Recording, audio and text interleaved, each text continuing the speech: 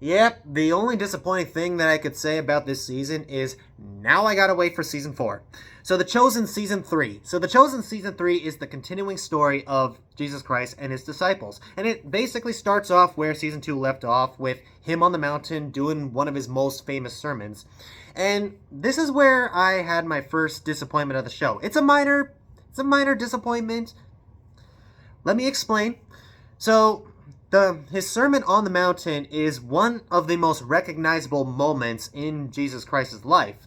And for me, they cut it down to like 10 minutes, like just the beginning part of that episode. And that just felt like a big disappointment for me, because we had this big build up to this moment. We are having Matthew write down all of his stuff, putting it all in order. It's just there's something that in season 2 I've been looking forward to, and it's only been 10 minutes of the episode. The rest of the season is mostly focused on the disciples. Honestly, that's my only gripe. It's a minor one. It got the important points down, but I don't know, I just wanted to see a little bit more of it. But anyway, in this season, we finally get introduced to the 12th disciple, and that is Judas himself. I mean, Judas was introduced in season 2, but in this one, he is finally a part of the group. Now, if any of you who are not Christian and you have never heard of the name of Judas, oh, trust me, he's going to be very important pretty soon. And for those of you that are just being introduced to Jesus Christ through this show, and you think to yourself, okay, Judas is introduced and now he's just that guy in the background, what's up with that? Oh, guys, he's going to have his moment.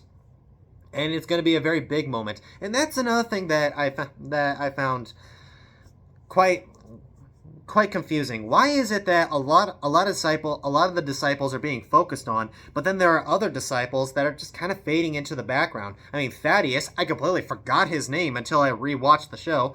There's also Philip. He showed up, and now he is just the dude that makes quips in the background. And there's also Nathaniel. He was the architect. That I thought his story would be a little bit bigger, but now he's in the background.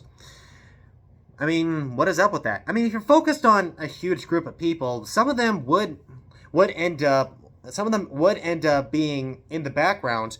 But with a TV show, you would have time to switch out characters and have them have their own story. But then again, this is season 3, so there's more seasons afterwards. What am I complaining about? Yeah.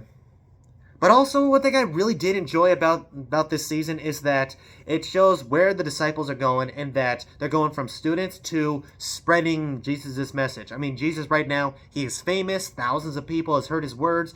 His word is getting out there, and now it is up to the disciples to go and do their part. Some of them are excited, some of them are terrified. It's expected, especially when you're doing something like this. But another thing that I really enjoyed is that some of them had what we like to call trials or problems. Some of them, their problems got resolved very easily. Some of them do not. No spoilers here, but it's a big one. In fact, it's so big that they start questioning their own faith. I mean, think about that for 1 second. You are one of the disciples, you have met Jesus, you've walked with him, you are one of his students, and yet right now your faith is being tested and you have doubts. Those are very important moments, and I'm really glad that the TV show put it in. And some of those moments lead to, quite honestly, the biggest miracles that Jesus Christ has ever done in his life. Speaking of the miracles, there are several of them that I have definitely heard about. Maybe you have heard about as well. But one of them happens to be arguably his most famous miracle that he has ever performed. And when I saw this scene, my jaw literally hit the floor. I was like, "How did you film this? It is gorgeously filmed." After watching it, I literally had to look it up on my phone to to see how they made the scene, and it did not look cheap. It looked really expensive. Yeah. But it was great to see it. I really love the fact that it played off as well as it did. So there is no complaints here. I can arguably say that if you want to introduce the show The Chosen to anyone, that would be the scene to show people. Yeah. So season 3 is a really good season.